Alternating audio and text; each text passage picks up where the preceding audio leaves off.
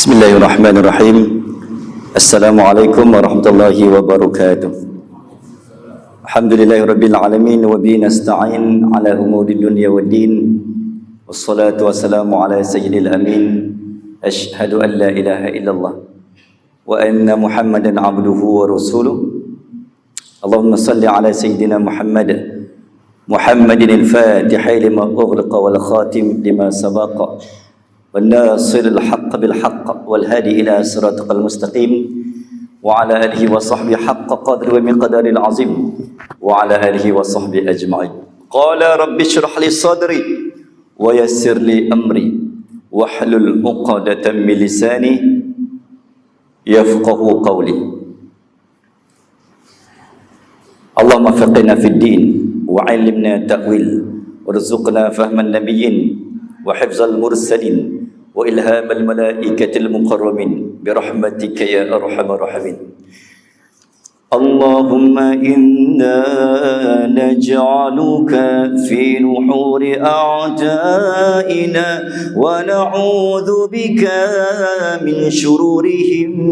اللهم بدد شملهم وفرق جمعهم وشتت كلمتهم وزلزل أقدامهم وسلط عليهم كلبا من كلابك يا قهار يا جبار يا منتقم يا الله يا الله يا الله.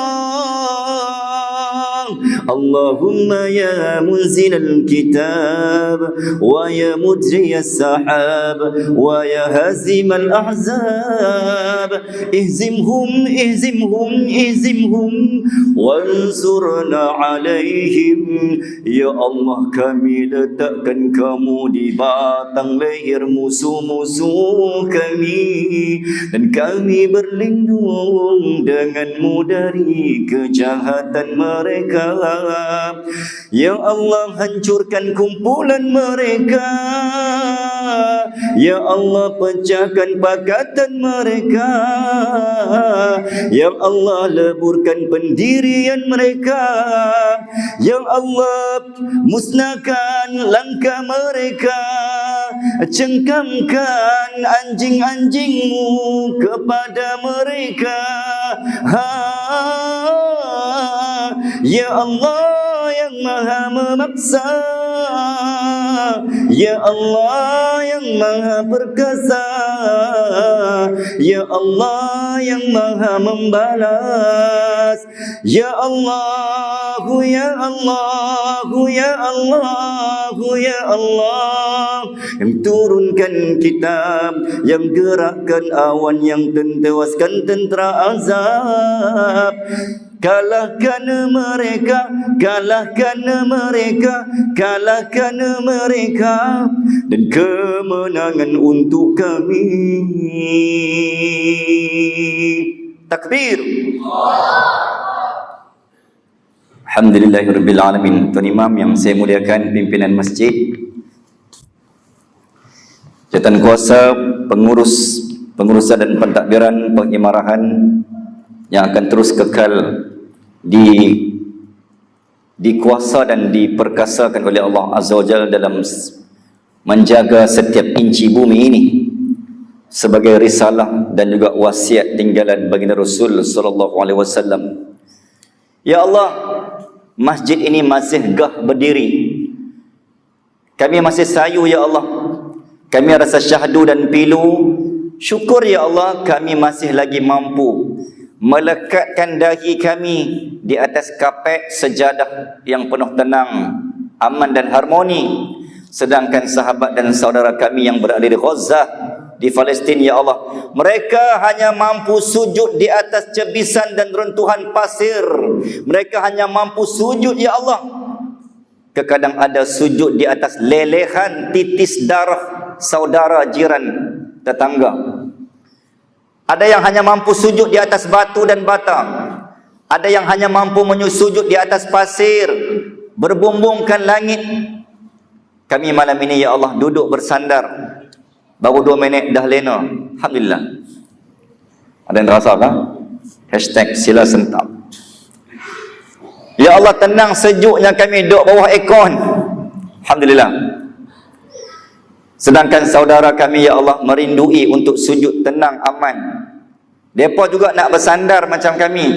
Kami dah tak larat nak bersandar lah. Kau kuliah 40 minit, 45 minit ni kira 3 kali lena dan 3 kali mimpi, 3 kali jaga. Tak habis lagi kuliah. Alhamdulillah. Awal-awal dia buah-buah perli ni. Bukan perli. Salam perkenalan.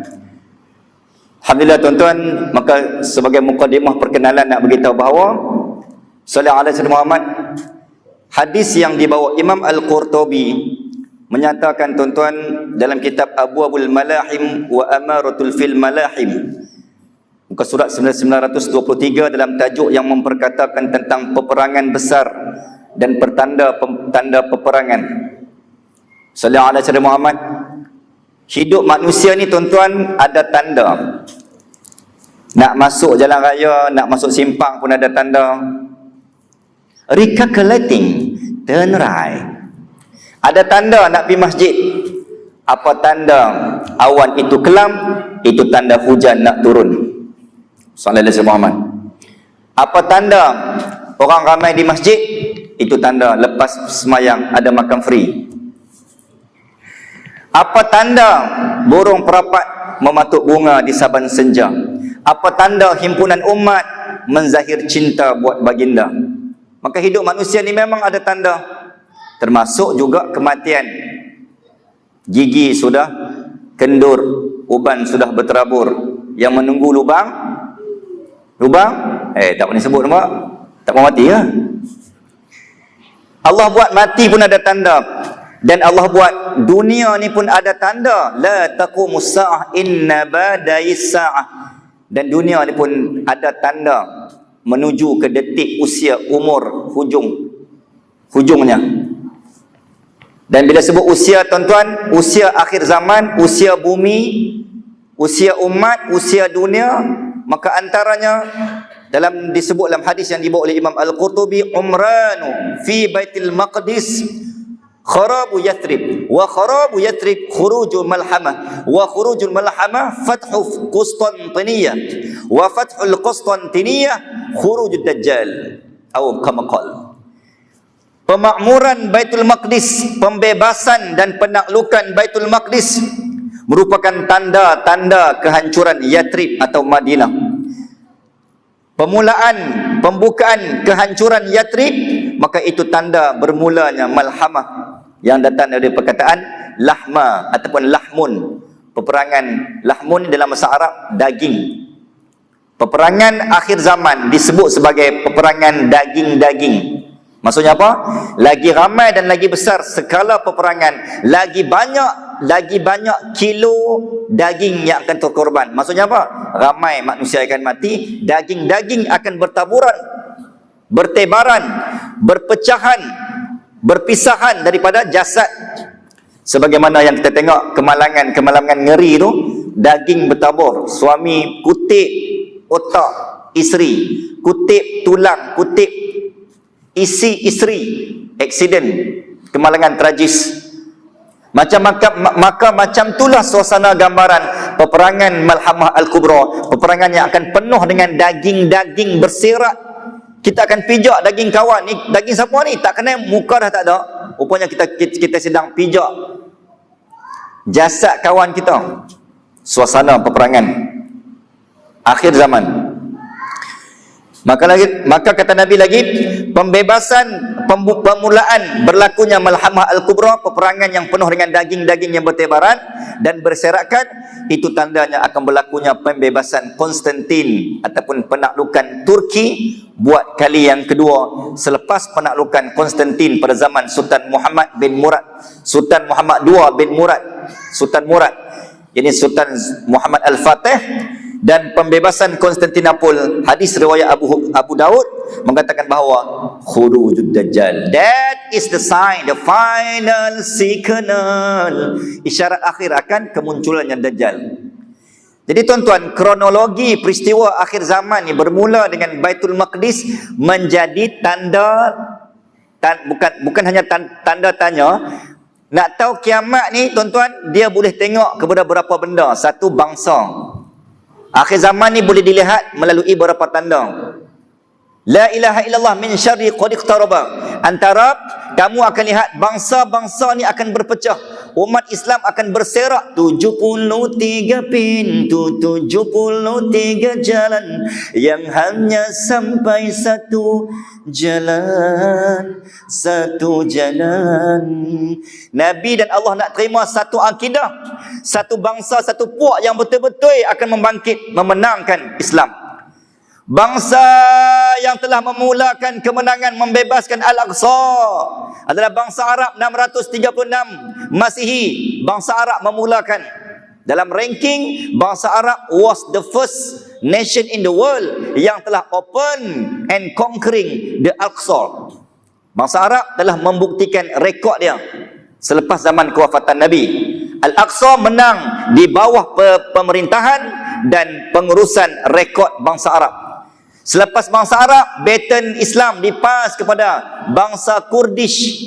Dan di sinilah disebut dalam kitab Syekh Daud Al-Fatani, yang orang Kedah yang saya ujang banyak kali dah, orang Kedah wajib dan kena tahu sejarah ini, kerana orang kita, orang Kedah, orang yang IC02 telah diizinkan Allah, diizinkan oleh Syekh Abdullah Al-Qumairi, dihantar kepada Syekh Abdul Qadir Al-Jalaini di bumi Baghdad, di bumi Iraq, bersatu dan bertemu, bercantum dan bergabung, menghasilkan momentum di bawah tentera frontliner Sultan Salahuddin Al-Ayubi, ataupun nama penuhnya Sultan Salahuddin Yusuf Ibnu Najmuddin Al-Ayubi. Di sinilah bercantum dan bertemu keris dan senjata besi dari tanah Melayu membebaskan Al-Aqsa, bangsa yang kedua.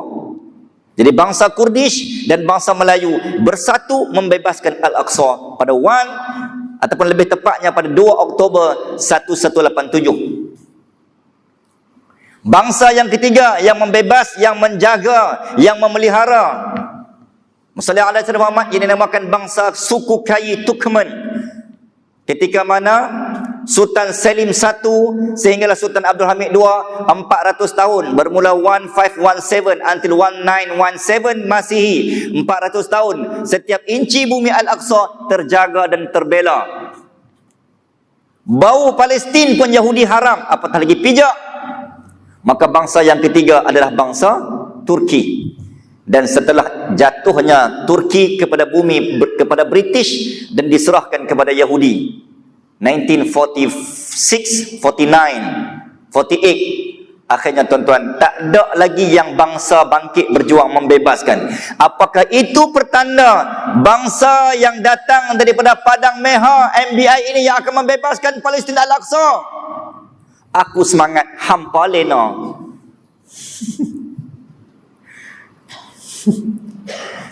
Semua duk berpeluk tubuh. Tak tahu, dia macam tak ada perasaan. Dia macam lambat panas pun. Sebab memang tak panas, sebab aircon sejuk. Sallallahu alaihi wasallam. So kalau nak semangat ni tuan-tuan, dia memang kena tutup aircon pun. Bila tutup aircon dia panas, dia semangat dia main. Ni bila sejuk ni dia macam dia lambat naik, zuk tu tak pun nak sampai. Okay, tuan-tuan, Allahumma salli ala Sayyidina Muhammad. Bila bicara tentang akhir zaman ni tuan-tuan, sebelum kita nak pergi secara detail, senjata akhir zaman, jawapannya telah diberikan oleh Brigade Izz ad-Din Al-Qassam. Tuan-tuan, sebelum saya lupa, jom kita berkenalan tuan-tuan. Sallallahu alaihi Muhammad, siapakah batalion-batalion yang telah menunjuk kepada kita? Inilah jawapan tajuk kita malam ini, senjata akhir zaman yang telah pun ada di bumi Al-Aqsa. Tuan-tuan, Hamas adalah merupakan organisasi badan, kita sebut parti politik, yang mendominasi di bumi Palestin setelah kekalahan Fatah PLO 1993, almarhum Presiden Yasir Arafat, yang telah membina two state solution, satu negara dua bangsa, satu tanah dua negara, Palestin bergabung dengan Israel. Ketika Hamas take over tuan-tuan bumi Palestin ini, di bawahnya ada beberapa brigade. Dan brigade inilah yang telah mengajar kita, wahai anak-anak bangsa Melayu, pantai bumi Bani Jawi, bumi timur, you have to be prepared. Hampa kena ready dah. Ketika kota Ashkelon ni pusat radar komunikasi yang tercanggih dunia, antara tercanggih. Pusat radar yang mengawal pesawat penceroboh yang masuk ke Israel, dijaga oleh Israel tuan-tuan. Canggih-canggih dia tak boleh detect senjata manual. Summa utum kama bada'tum wa antum min haitsu bada'tum. Nabi kata, kamu akan kembali seperti zaman dahulu kala. Zaman Cak Pelong. Hampa kena Cak Pelong? Ni anak-anak ni. Cak kena cak. Pelong pun tak kena. Budak-budak buluh pun tak kena dah. Macam mana nak lawan Dajjal? So senjata yang diguna pakai oleh Al-Qassam sebenarnya adalah senjata-senjata tayar, roda yang tak ada enjin, yang tak ada sistem komunikasi, yang tak ada mesin. Itulah jawapan kepada senjata akhir zaman. Bagaimana para layar dan para gliding yang diguna pakai. Recycle balik roda-roda, tayar-tayar, roda Kuala Lumpur, digabung dan dicantum balik benda-benda lama tu tuan-tuan. Itulah senjata. So tuan-tuan malam ni balik pi cari balik dalam lau ayam, reban ayam, apa benda hak tuan-tuan cok gali. Budak-budak tak kenal dah cok gali. Cok pun tak kenal, gali pun tak kenal. Apa lagi? Benda-benda bilah-bilah keris, kacik pinang tu. Benda tu yang tuan-tuan akan kecip latu-latu Israel. Boleh tahu tu? So boleh buat thumbnail lah, tajuk malam ni. So tajuk kita malam ni adalah kacip latu-latu Ismail. Ismail pada. Ada yang terasa kan Ismail? Ustaz kan dah sebut latu-latu dah sejuk ni buah ekor ni. Maka tuan-tuan, apa yang diguna pakai? Hamas tuan-tuan, dia ada beberapa brigade. Dan ini saya rasa saya tak pernah sebut di mana-mana.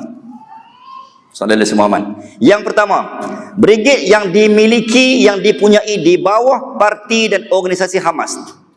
Dan mereka inilah yang antara yang disebut sebagai Ahlus Syam, batalion regimen kedua di bawah Panji Hitam kedua, yang akan bersatu di bawah Syuaib bin Soleh, Bani Tamim dan Bani Hashim, yang akan bersama dengan Al-Mahdi. Sebab tu mungkin tuan pernah dengar, Israel sangat takut kepada anak muda. Anak muda Palestin ni sangat menjadi satu igawan ngeri. Sebab mereka percaya anak-anak muda Palestin akan menjadi pewaris dan rekrut prebet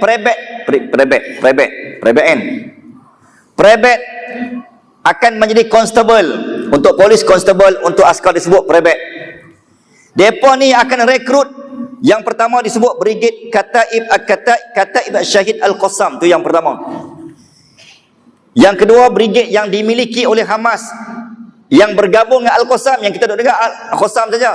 Rupanya tuan-tuan, ada lagi senjata akhir zaman yang diguna pakai oleh brigade yang di bawah, yang jarang di highlight.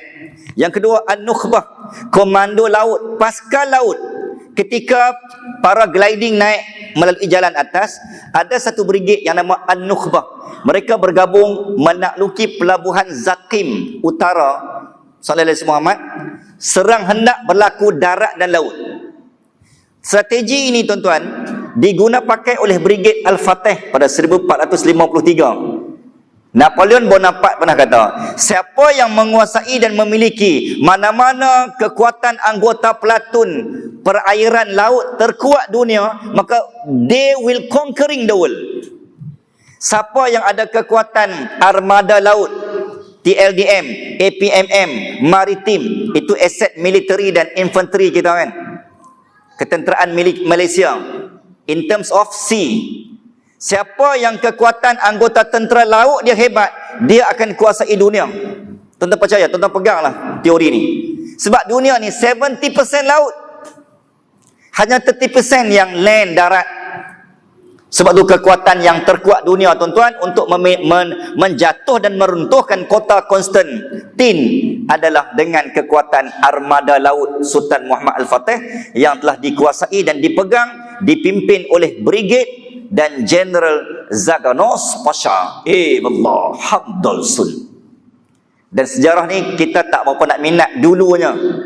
Tuan-tuan perasan tak bila masuk akhir zaman ni, masuk ujung-ujung ni kan dengan tragedi Palestin ni, ramai dah pensyarah-pensyarah pakar akademik saya dalam minggu ni saja beberapa orang lecturer dan profesor duk telefon saya pun rasa macam kerdil. Dia memang kerdil pun, 40 kilo je. Alamak, tersebut pula berat saya. Jangan viral tau.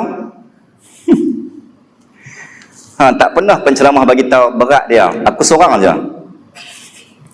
Okey, tuan-tuan dan puan-puan muslimin dan muslimat rahimakumullah, Allahumma salli ala sayyidina Muhammad, nak beritahu bahawa Brigade An-Nukhbah ni memiliki kekuatan armada laut, pasukan laut. Yang ketiga dipanggil PIJ, Palestinian Islamic Jihad. Kenapa saya highlightkan batalion-batalion ni tuan-tuan? Sebab mereka memiliki senjata akhir zaman ni. Sebab yang bukan menggunakan teknologi canggih yang dimiliki oleh Rusia, Iran dengan peluru berpandu bagai, depa duk membina aset. Tuan-tuan, Amerika Syarikat, US, dipanggil United States of America Intelligence Community. Dunia ni dia ada sistem polis dunia yang paling, kita kata, pengawal dunia. Macam boleh kita sebut sebagai teoris konspirasi lah. Dunia ni dikawal oleh United States of America Intelligence Community yang dia ada kekuatan 1271 Intelligence Community. CSI. Yang kita duk kenal CSI kan? CSI, FBI, itu hanya satu, ada dua. CSI kita duk kenal ejen perisikan, ejen perisikan yang paling sulit, yang paling tahu rahsia dunia. Sampai tuan-tuan nak buat apa ni semua dia tahu. Rahsia dunia ni dipegang oleh ejen perisikan dunia. Dia ada 1271 dan mereka membina 135 bilion aset untuk membina perisikan untuk mengawal selia apa berlaku di satelit dunia ni. Dahsyat tak dahsyat? Tetapi tuan-tuan, sehebat 135 bilion peruntukan yang diberikan oleh Israel untuk membangunkan oleh Amerika kepada Israel in terms of communication and telecommunication, untuk nak detect mana-mana objek asing yang merempuh masuk ke ruang udara Israel, seramai, secanggih, sehebat itu, tiba-tiba dia tak dapat detect para layar yang digunakan pakai oleh Brigade Khataib Al-Syahid Al-Qassam. Sebab mereka menggunakan senjata manual, gabungan roda-roda dan tayar-tayar menghasilkan paragliding. Dan itulah jawapan tuan-tuan muslimin dan muslimat rahimakumullah, antara aset kita akhir zaman adalah bukan mesin teknologi hak power-power tu, tetapi kita akan kembali kepada manual hak cak pelung tadi. So balik sekali lagi, saya arahkan dan saya kerahkan dengan arahan yang ada pada diri saya. Saya akan arahkan tuan-tuan, sila masuk hutan malam ni juga, cari buluh. Boleh tahu tu? Saya nak pastikan setiap rumah, pastikan ada cak pelung. Seorang mesti 30 cak pelung. Budak-budak tak kenal dah. Tuan-tuan boleh saya cadangkan, sebulan ke tuan-tuan cuti sekolah, ayah buat pertandingan cak pelung kepada anak-anak. Ajak dulu, nak asah macam mana. Pergi cari balik lah kutip-kutip buah cenderai ke buah apa. Ayah pasal apa ni? Ayah buang tebiak kan ni? Apa benda ni ayah? Kami ni generasi PUBG, okey? Excuse me, apa buluh-buluh ni? PUBG pala otak hang, ayah kata. Hang tahu nak kemak dah. Esok nak lawan Israel bukan menggunakan machine gun. Nak lawan Dajjal bukan menggunakan F-16, bukan menggunakan Su-30mm, bukan menggunakan F-18 Hornet, bukan menggunakan C-141, bukan menggunakan PC-03 Orion, bukan. Tapi menggunakan apa yang ayah ajak hang ni lah. Ini menggunakan summa bada'tum summa utum kama bada'tum, kalian akan kembali seperti dulu, seperti Badar Al-Kubra, hanya menggunakan tombak. Mana ada machine gun, mana ada teknologi yang menggunakan high wifi, data internet, tak ada. Maka hidup ni akan berputar dan berkitar kembali seperti kalian memulakan. Sallallahu alaihi wasallam. Maka apa benda yang perlu kita simpan tuan-tuan sebagai menjawab persoalan yang ada pada hari ini? Tadi saya kata An-Nukhbah Komando Laut, Palestinian Islamic Jihad PIJ, yang merupakan militeri yang ditubuh pada 1981 yang mempunyai 8,000 kekuatan anggota platoon. Dia panggil Brigade Al-Quds. Dikuatkan oleh DFLP, Democratic Front Liberation Population, dan juga Hizbullah Lebanon, yang antara yang paling ditakuti oleh Israel adalah tentera-tentera Hizbullah yang sangat akrab dan rapat BFF dengan Al-Qassam, negeri sebelah Lebanon. Lebanon termasuk wilayah Syam dulunya.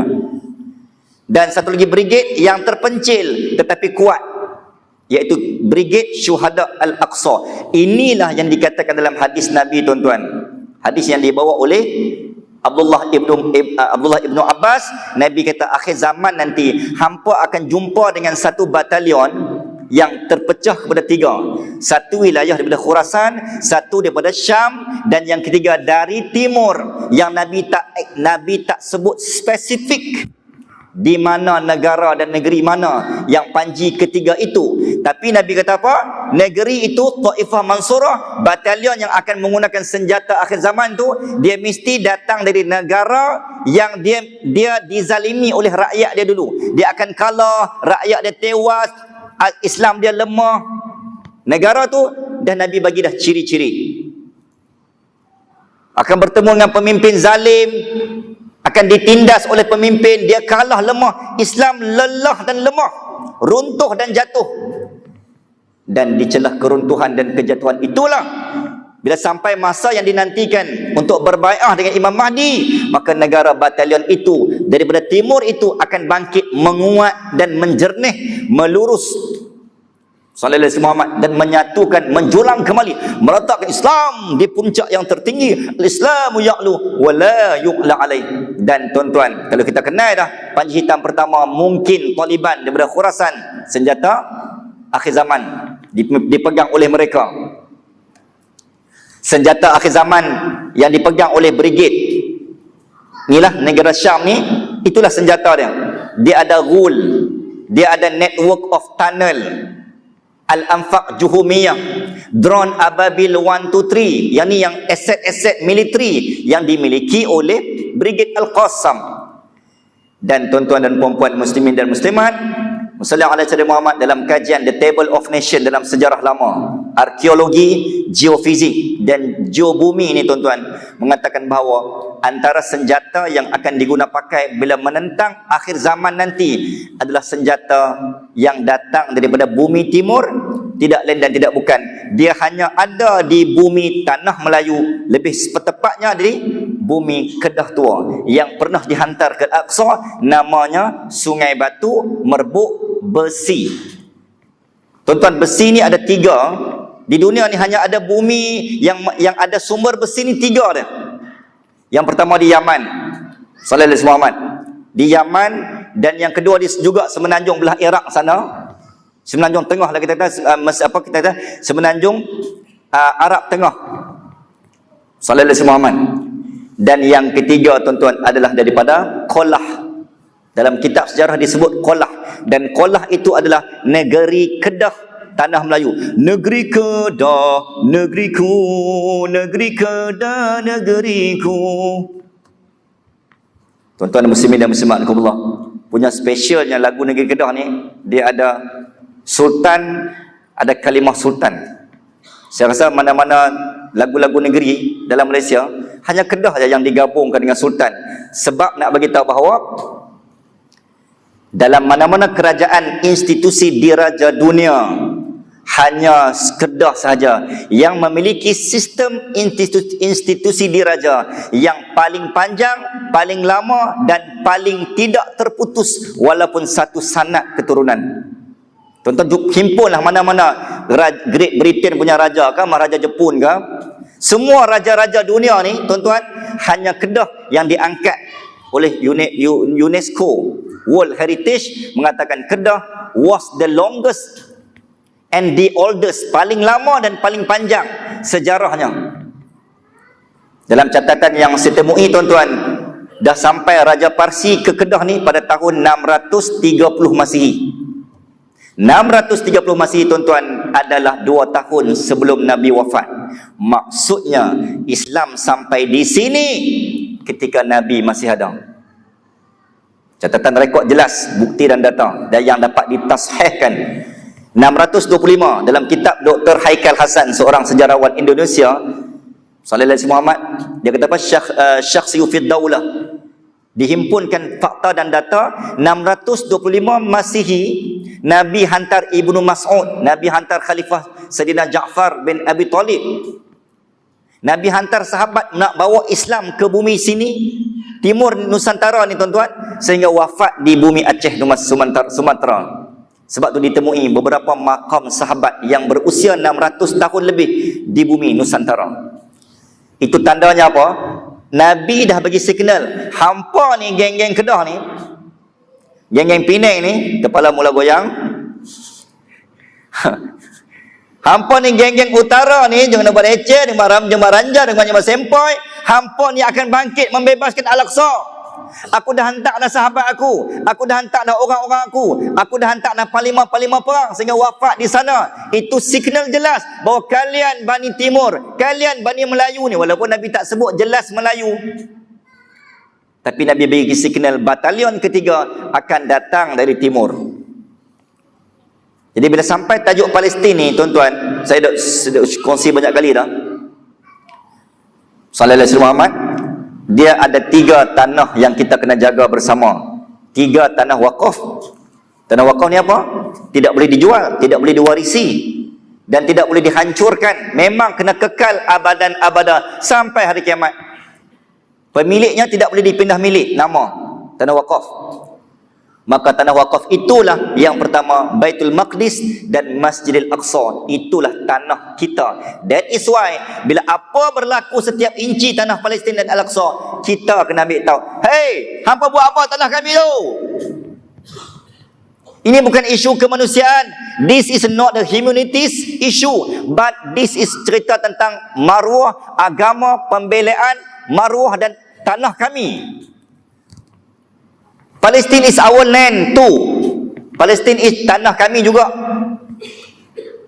Sebab tu tuan-tuan, kalau tuan-tuan tanya pada NGO ni kan, yang duk PIM semua ni kan, ada satu data yang saya temui, orang Palestin ni kalau dia terima ni sebelum yang kritikal ni lah. Tuan-tuan, sebelum ni peperangan Israel Palestin ni kan sejak 1948. Permulaan ni 1901 lagi. Kalau nak cerita sejarah peperangan ni, dia kena start, panjang lah, bersiri lah, buat seminar bengkel. 1898, 1997 terbinanya negara haram Zionis. 1901 bapa Zionis pergi jumpa Sultan Abdul Hamid II, minta izin tanah, dihalau. Sallallahu Alaihi Muhammad, sehingga kan Zionis Theodor Herzl, orang Zionis kata apa? Wahai Sultan, Hong Kerem, if you give secebis tanah forest kepada orang Yahudi, 20 juta lira untuk kalian, untuk engkau. 20 juta zaman tu tuan-tuan sama dengan 8 atau 10 bilion duit kita hari ni. Tuan-tuan tak percaya ke orang kata kita sebagai sultan, menteri, tak kisahlah Perdana Menteri ke, agung ke, kita berkuasa, ada pangkat, orang main huluk duit 10 bilion dengan syarat serah Kedah kat saya, serah Padang Serai pada saya, jual tanah ni pada saya. Sallallahu Alaihi Muhammad. Tuan-tuan asal macam mana? Tanya lah ni memang, tak kau Ustaz, kami tak kau ni, tanah kami kot. Semangat. Sebab apa? Sebab tak nampak duit lagi depan mata, semang kemat. Ni tak kata ke siapa, saya bersama lah. Cuma duk layak main macam tu lah. 10 bilion tuan-tuan. Mau tak cayak?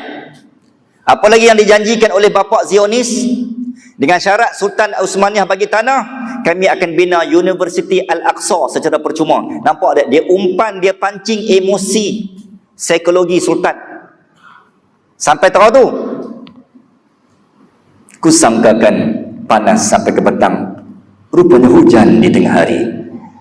Rupanya Yahudi ni memang penyakit. Kalau hang dapat betih, memang kompon bukan sekanak paha. Hang nak 30 ekor ayam. Ini jenis penyakit Yahudi. Dia boleh sekangkang kera Sallallahu Alaihi Muhammad, secubit dan secebis, akhirnya satu negara Palestin habis ranak. Kalau tuan-tuan cuba type malam ni juga di Google Map ataupun Waze, tuan-tuan type Hebron atau Palestin, memang takkan pernah sampai dan takkan pernah ada, sebab auto Google Map dia tukar daripada Palestin kepada Israel. Mana ada dah negara Palestin dalam Google Map? Dunia communication pun dia pegang. Bismillahirrahmanirrahim. Okey. Maka apa yang kita boleh kongsi dalam ruang yang ada ni tuan-tuan, nak ceritanya, bagaimana berlakunya, mungkin saya sebut sikit, kita ulang kaji sikit tuan-tuan. Yahudi yang kononnya menguasai dunia ni, sebenarnya dalam berani dia takut. Okey, bagaimana berlakunya sejarah Yahudi, kita ulang kaji ringkas supaya tuan-tuan balik, at least ada benda yang tuan-tuan boleh bawa balik malam ni. Ketika mana Sallallahu Alaihi Muhammad, Nabi Allah Ibrahim alaihissalam, kan, ringkas cerita, ada 2 orang isteri pertama daripada jalur Siti Hajar melahirkan Nabi Ismail, daripada Nabi Ismail melahirkan Adnani, Mudar, Kilab, Murrah, Abdul Muttalib, sampai turun sampailah kepada Muhammad ibni Abdullah. Maka Nabi Muhammad lahir daripada leluhur jalur isteri kedua. Dan Allah pindahkan Nabi Muhammad, bangsa Arab, dari Palestin ke bumi Mekah. Tinggallah di Palestin tuan-tuan Siti Sarah, anak pertama, isteri pertama. Daripada jalur Siti Sarah ni lahirlah 2 anak, seorang anak yang dinamakan Ishaq bin Ibrahim. Daripada Ishaq ni lahirlah Ishq, anak kembar, dan juga Nabi Allah Yaqub yang akan melahirkan nabi-nabi inilah. Tuan-tuan muslimin dan muslimat, daripada asal lagi Ish dan Yaqub ni tak pernah belaga angin. Umpama kucing dengan kucing apa? Kucing dengan tikus ya? Tak boleh berkelahi. Anjing dengan kucing kan? Bagaikan anjing dengan kucing, tak boleh berkawan dan tak boleh duduk sekali dah. Macam kita kan, anak, bila anak ada anak 2 orang hero, pantang jumpa bergaduh, pantang bergaduh mesti jumpa. Dia tak boleh. Abang tak puas hati kat adik, adik tak puas hati kat abang, akhirnya pam, sehingga kan ada ugutan nak berbunuh, kontak fizikal antara Ish dan Yaqub. Bila bergaduh ni tuan-tuan, maka Allah ilhamkan kepada Nabi Ishaq untuk memerintahkan anak dia agar berpisah, sebab hampa tak boleh duduk sekali. Maka daripada situlah tuan-tuan Ish bin Ishaq berpindah dan berhijrah dari bumi Kan'aniyun, Amoriyun, Palestin, Sallallahu Alaihi Muhammad, bawa diri ke Eropah, melahirkan bangsa Rom. Sebab anak Ish ni adalah Rom bin Ishq bin Ishaq bin Ibrahim, lahirlah bangsa orang putih. Kenapa? Itulah jawapan kenapa US sangat cumuluk sangat dengan Israel. Sebab hampa memang adik-beradik, memang anak Nabi Allah Ishaq. Daripada awal lagi hampa dah tak sebulu angin. Tetapi yang kelebihan musuh Rom dengan Yahudi, orang putih dengan Eropah dengan Kristian dengan orang putih, dengan Yahudi ni, kelebihan mereka bersatu melawan Islam. Hak kita ni pula bergaduh sesama Islam untuk nak melawan musuh. Kononnya melawan. Di mana suara kekuatan Sallallahu Alaihi Muhammad? Kita hari ni nak ejak Israel pun takut kan? Kena bukan takut sebab dia lah teknologi dipegang oleh mereka. Kena strike, kena ban, bukan takut sebenarnya. Saja saya kabur geng-geng media. Bukan takut, tapi dah kalau tulis direct memang kena ban, kena account, kena strike dan seumpamanya. Nak beritahu, kita nak tulis pun tak berani. Macam mana nak lawan? Baru eja perkataan je pun tak angkat senjata ya. Tak sampai Palestin baru eja. Tapi buat macam mana? Memang dah kita, dunia dipegang oleh mereka. Muslimin dan muslimat Allah. Maka mereka bersatu dan bercantum untuk demi musuh yang satu, maka mereka cium pipi, cium mulut. Maka Israel dengan Rom, orang putih, USA dengan Israel bergabung untuk musuh yang satu, Islam. They are sharing and attacking the same enemy. Kita pula tuan-tuan, ya Allah, kesiannya, ya Allah, nak lawan Israel ni bergaduh dalam parlimen. Ya Allah, sedihnya. Memang Allah kata, Palestin takkan menang sebab hampa ni betul-betul kan berjuang, tak pernah cukup berjuang. Hampa pergi menang dulu lah. Sembahyang jemaah pergi menang dulu. Terus semang kemah nak pergi Palestin, sembahyang subuh pukul 8. Masjid pun tinggal 2-3 soft, hampa tak suruh semang kemah lagi bab perjuangan. Maka sengaja seolah-olah seperti Allah membiarkan Palestin belum menang. Kerana Allah nak test mana bangsa yang mana mula berjuang, bangsa yang mana tulus berjuang. Dalam ramai bangsa Islam ni Allah nak test, allazi khalaqal mauta wal hayata liyabluwakum ayyukum ahsanu amala. Dalam ramai-ramai ni, negara mana yang mula-mula betul-betul boleh bagi bantuan dan bagi senjata. Saya beberapa program dengan Panglima. Saya sajalah bergurau cadangan. Tuan, Datuk boleh tak kita bagi cadangan? Andai kata, walaupun macamnya teori semata-mata kan. Katalah Allah izinkan. Kan ini akan naik agung baru ni kan. Agung baru dia general kepada semua komando laut dan darat, military, infanteri yang akan dipegang oleh Sultan Johor. Andai katalah satu hari Allah izinkan semua general sultan-sultan ni yang pegang laut, yang pegang darat, yang pegang PSS, VAT 669, GGK, semua istilah-istilah infanteri dan artileri ni. Saya 2 minggu ni memang program dengan Panglima panggil khas, Ustaz boleh tak cerita kat kami apa persediaan kami selaku batalion artileri tentera bila berlakunya episod akhir zaman. Bila panglima dan tentera boleh buat program macam tu, maksudnya apa?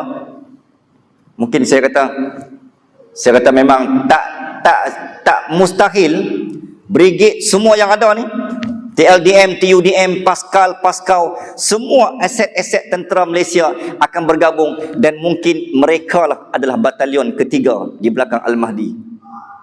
Sebut macam tu Panglima.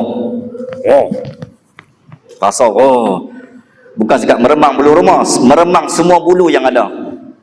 Boleh tahu tu. Bulu hidung, bulu telinga, semua bulu yang ada kira meremang lah, berdiri tu. Sallallahu alaihi wasallam, andailah katalah mana-mana sultan bagi arahan titah perintah, semua tentera wajib membawa lah semua aset-aset yang ada terus ke Palestin. Saya rasa tak tahu jadi macam mana. Mungkin kita lah betul lah kot dah bangsa Melayu ni. Sebab bangsa lain dah ada rekod dah. Kita bangsa Melayu akhir zaman akan bawa aset besi-besi kita. Bongkar balik dekat Sungai Batu, Merbuk yang pernah dibawa ke Al-Aqsa, pergi cari balik. Ulang tahun anniversary, ulang balik sejarah tu. Sejarah tuan-tuan bukan hanya perlu didengar, tapi mesti dilakar. Okey, ambil ayat tu, update story. Tak mau dengar tak mau. Kita nak lakar sejarah tu. Kita jadi orang yang melakar dan mereka dan mencipta sejarah. Bukan hanya perlu diulang siar semata-mata. Cuma dia boleh dengar untuk semangat. Tapi jangan semangat saja lah kan. Bismillah, Bismillah, Muhammad. Okey. Jadi Rom berhijrah ke mana? Ke Eropah, bergaduh. Jadi pelajaran yang kita boleh ambil, macam mana nak menyatukan kekuatan ketika berlawan dengan Israel ni. Kita buang terus sentimen warna, baju, uniform politik, get out, keluar terus. Tapi kita peluk betul-betul pegang bagaimana berlaku dalam 4 siri peperangan tragedi Oktober. Tragedi siri peperangan Islam Yahudi pada 4 tahun siri peperangan, tuan-tuan, semua Israel tak ada menang walau 1 rekod. Sebab apa? Sebab ketika itu semua negara Arab ittihad. Ittihad ni bersatu. Mesir, Syria, Sudan, Lebanon, Jordan. Negara-negara Arab ni international community yang bergabung di bawah Liga Arab. Muslimin dan Muslimat 1973, maka Palestin telah belajar satu benda, kita tak akan menang selagi mana Arab bersatu dan bangsa Islam bersatu. So how to do? Pecah dan perintahkan dulu. Pecah dulu gabungan dan koalisi. 1973 dia panggil perang Badar moden, di mana semua koalisi dan juga sekutu-sekutu bangsa Arab, negara Arab bersatu menentang Yahudi. Akhirnya terak. Muslimin dan Muslimat rahimakumullah. Sebab itu Yahudi sangat takut. Oktober ni adalah bulan yang sangat mengingat dan mengimbau sejarah luka yang sangat dalam dan tajam. Satu, bila kalah 7 Oktober baru ni, satu benda yang sangat memalukan mereka. Sebab sejarah peperangan memang semua 6 Oktober dan semua mereka kalah. Paling kuat pun gencatan senjata. Sebab apa? Sebab koalisi, saya ulang, sebab koalisi Arab, negara bersatu dan berpadu, dan takkan boleh pegang tembok, takkan boleh hancur tembok Islam Palestin ketika itu. Muslimin dan Muslimat rahimakumullah, umpama orang nak mai serang rumah kita, bayangkan kita semua yang ada kan, beberapa ratus orang ni pegang, pakcik, abang pegang saya, pegang, semua pegang bau ni. Bayangkan kalau semua tentera pekat mai depan, nak masuk masjid, nak serang masjid, nak meruntuhkan masjid, semua pekat berdiri satu depan kat belakang ni. Sallallahu alaihi Muhammad, muda cara muda, kuat cara kuat, pencin cara pencin. Pegang, jangan putus, jangan lepaskan, jangan lepaskan tangan kita bersama. Walau kuat musuh yang menentang, kita pertahankan hingga ke hujung. Nyawa bercerai dengan badan. Oh, jadi lirik lagu tu ya. Tuan-tuan dan puan-puan, pastinya benda itulah yang Arab buat. Tapi kenapa bila masuk 6 Oktober 2023, 7 Oktober ni, hampa tengok saja. Sebab apa? Sebab kejayaan Yahudi telah mencerai-berai dan memecah belahkan hati umat. Macam kita kan, kita nak kata sebut politik. Tengok perangai-perangai YB ni pun dah tahu dah berpecah. Takkan menang.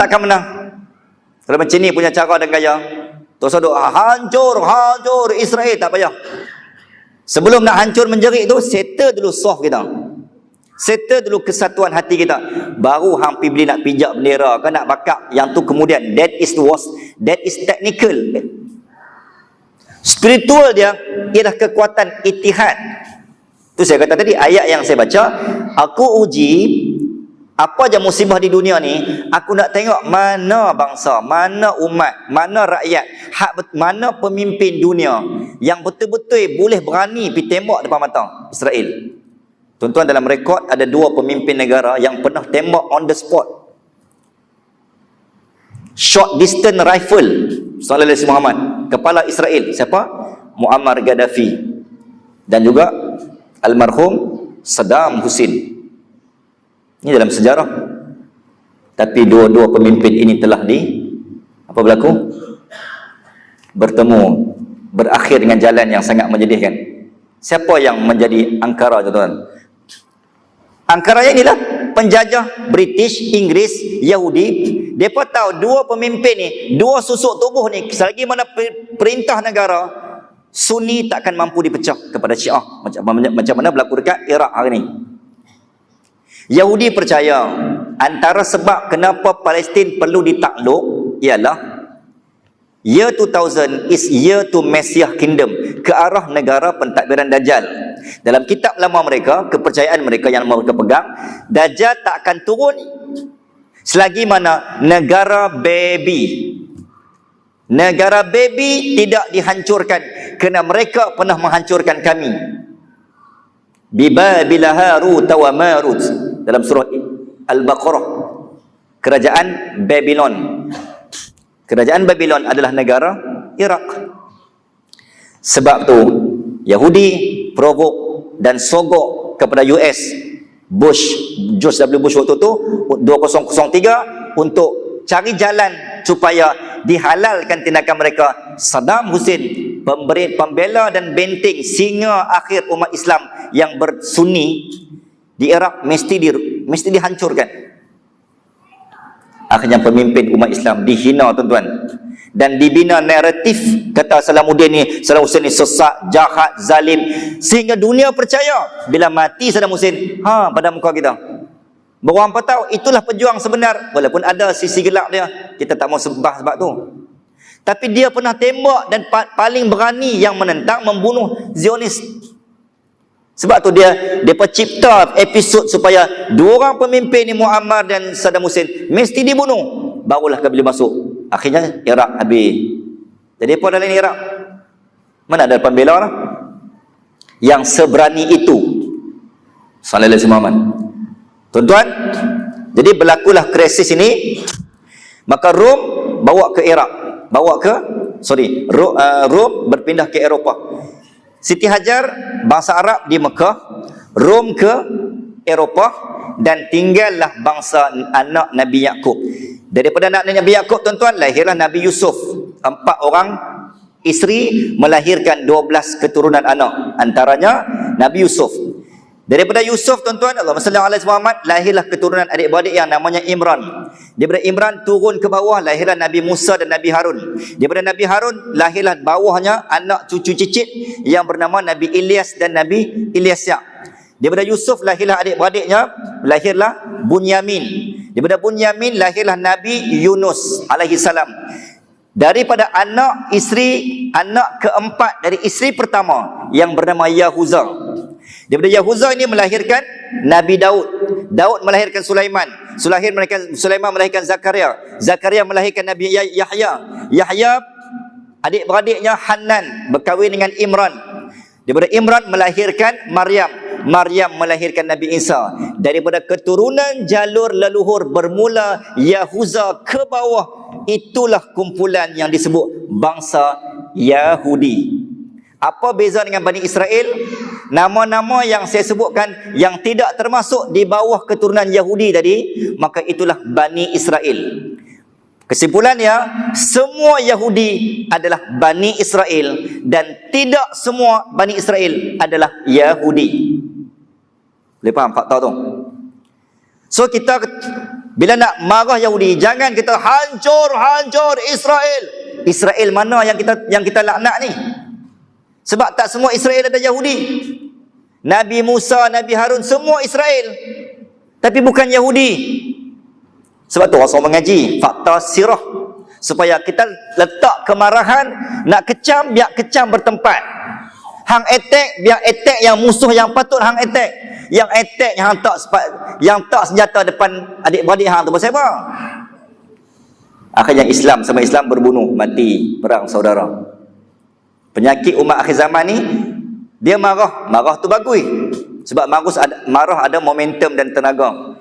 Tapi salahnya, silapnya saluran kemarahan dia. Sallallahu alaihi wasallam marah ustaz. Nasib ustaz yang ceramah malam tu comel dan manis. Ada bantahan? Siapa yang bantah sila keluar dewan sekarang. Muslimin dan muslimat Allahumma salli ala sayyidina Muhammad. Jadi inilah kisah dan cerita bagaimana berlakunya kita kata pecahan dan sejarah Yahudi ini. Okey, ketika Nabi Allah Musa alaihissalam 12 keturunan ni, Nabi Yakub Allah takdirkan semua pindah meninggalkan Palestin. Sekok seorang habuk pun tak ada. Maka inilah kali terakhir mereka duduk ketika itu. Yang mereka klaim ni hanya sejarah. Sejarah memang betul, hampa pernah duduk. Tetapi kalian ketika kami bagi hang duduk dengan Nabi-Nabi, hampa buat apa Yahudi oi? Tak kenal ayat tu. Dah jadi trademark lah. Hampa ada Nabi kiri kanan, Nabi Musa, Nabi Harun, Nabi Zakaria, Nabi Sulaiman. Hampa duduk di zaman gemilang 123,000 lebih Nabi-Nabi dari kalangan bangsa kalian. Hampa duduk di Palestin, betul, duduk dengan Nabi-Nabi. Tapi hampa buat apa? Hampa gergaji, hampa bunuh, hampa tikam, hampa bersubahat, hampa bohong, bidamin kadhib, hampa khianat Nabi Yusuf. Dan hampa fitnah kepada Nabi Isa sampai Nabi Isa hampir dibunuh, diangkat ke langit. Siapa yang buat tu? Semua Yahudi. Bila dengan kekejaman ini, tuan-tuan, mau Allah tak maghdubi alaihim, maka surah Al-Fatihah ghairil maghdub adalah kata-kata yang didedikasikan kepada Yahudi. Sebab tuan-tuan, bila Fatihah tu ghairil maghdub tu memang kena semangat sikit, memang Yahudi. Baca Fatihah ghairil maghdub memang kena dengar pula. Ghairil maghdub, Allahu akbar, jangan pula. Tengah sembahyang. Semangat kau kan. Rukun kena jaga. Pak Lon ni pesapa ni ghairil maghdub angkat tangan ni. Semangat Ustaz, semangat. Saya tak leh. Tok sembahyang Yahudi. Tanya pak cik ni sembahyang subuh berapa? 8.30. Tak payah pak cik. Hampir balik sembahyang tu. Muslimin dan muslimat, Allahumma salli ala sayyidina Muhammad. Okey, jadi saya kira kita sudah berada di penghujungnya. Senjata akhir zaman, kesimpulan dia tuan-tuan, terbahagi kepada dua. Satu senjata spiritual, satu senjata teknikal. Senjata teknikal yang saya kongsikan tadi, besi, keris, tayar, roda, bilah, tombak, kayu, tongkat motor, helmet. Helmet jangan jual tau. Dia nak tahu senjata akhir zaman ni, semua yang tak ada teknologi, yang tak ada mesin, yang tak ada computerized, manual lah. Termasuk helmet motor. Lepas ni tuan-tuan bolehlah cari stiker tu, hancur Israel, buh ke helmet motor tu. Mulai esok tuan-tuan, sila buat koleksi helmet motor. Minggu ni bendera Palestin kan habis, sold out. Minggu ni kira minggu geng-geng NGO ni kira boleh tidur lena lah. NGO Palestin ni orang cari bermusim je kan. Main musim perang depa laku lah. Kesian kat depa. Perjuangan depa ni perjuangan depa tidak pernah terhenti, tapi kita yang menyokong mereka bermusim. Takkan nak tunggu perang tekan, ya Allah bagilah perang, sebab kalau orang tak perang orang tak ingat kami. Takkan macam tu kan. Tuan-tuan, Allahumma salli ala sayyidina Muhammad. Dia nak beritahu, mudah-mudahan sokongan, ingatan, solidariti kita bukan hanya bermusim dan menunggu perang baru nak ingat. Sebab saya ulang balik, Tanah Al-Aqsa, Masjid Hagia Sophia dan stesen Jalur Hijaz, tiga benda ni adalah tanah wakaf, hak milik kita bersama. Itu teknikal. Senjata akhir zaman yang merupakan spiritual. Yang pertama, jangan tinggal dalam sujud. Ya muqallibal qulub, ya muqallibal qulub, thabbit qulubana, ya muqallibal qalbi, thabbit qalbi ala dinik. Baca ramai-ramai, ya muqallibal qulub, thabbit qulubana ala dinik wa ala ta'atik. Kekalkan iman kami, kekalkan semangat juang kami. Jangan hanya tunggu musim-musim dan bulan-bulan dan masa-masa tertentu baru nak sokong. Jangan tunggu hari-hari tertentu kunut nazilah. Ni lepas senyap ni habis, nazilah apa ke mana, solidariti apa ke mana, tak ada orang. Minta Allah kekalkan semangat perjuangan tu, kekal ever and forever. Yang kedua, jangan tinggal dalam bacaan tayat akhir. Jangan kita pun dah tahu dah, Allahumma inna na'udzubika min adzabi jahannam wa min adzabil qabr wa min fitnatil mahya wal mamat wa min fitnatil syarri wa min syarri fitnat masih dajjal. Ya Qahar, ya Jabbar. Bacaan surah Al-Kahfi paling kurang setiap Jumaat 1 hingga 10 atau 100 hingga 110, awal atau akhir. Paling kurang 10 ayat setiap hari, dan paling kurang seminggu sekali komplit 110 ayat surah Al-Kahfi. Sama-sama kita buat. Inilah antara saya kira sallallahu alaihi Muhammad, itulah nilai-nilai ittihad yang harus kita pegang untuk mengembalikan Islam di puncak. Jika dan selagi mana kesatuan hatimu utuh, tiada benteng yang tak mampu dirempuh. Jika dan selagi mana kekuatan imanmu kukuh, tiada samudra yang tidak mampu ditempuh. Bagai ayat tu. Mudah-mudahan dia akan memberikan satu suntikan dan jentikan sebagai vitamin dan protein untuk kita mengumpul kembali kekuatan umat yang Islam yang sudah hilang dan bercerai-berai. Mudah-mudahan asbab dengan ujian Allah, dengan peperangan tragedi Oktober, Yom Kippur 7 Oktober 2023 ni menjadi titik untuk kita sallallahu alaihi Muhammad U-turn, menjadi balik untuk kita patah balik. Sudah-sudahlah tu. Kalau politik yang menyebabkan kita bergaduh, cukuplah dengan peperangan musibah menyebabkan kita untuk kembali menyatu dan membina rangkaian dan ikatan. Dan ikatan rangkaian inilah yang akan menjadi Swiss kekuatan menjulang Islam di puncak yang penuh dengan ketinggian dan kemuliaan. Tuan-tuan, Islam tidak akan pernah kalah dan Islam pasti akan menang. Cuma Allah nak tengok ketika Islam dan agama menang, siapakah tangan yang menjulang? Bangsa mana yang akan menjulang ketika Islam menang? Benda tu yang akan menjadi tanda tanya. Mohon maaf andainya ada kata-kata gurau senda bicara yang tak kena di mana-mana.